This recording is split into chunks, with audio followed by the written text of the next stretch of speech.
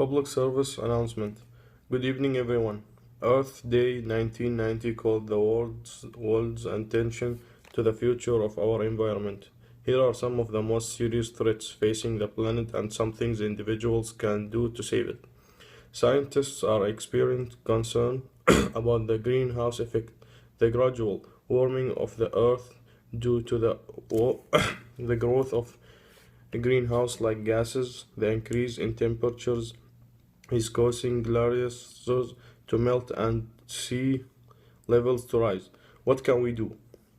Buy energy efficient appliances and drive fuel efficient cars.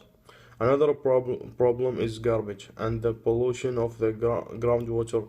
Individuals can respond to this issue by recycling newspapers, cans, glass, and plastic. They can also persuade local governments to increase fines for industrial pollution in streams and rivers.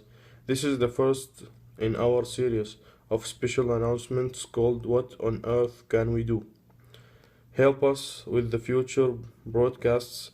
Tell us what people like you are doing to protect the environment for the next generation. Call 552-000 and leave a 60-second message on our machine.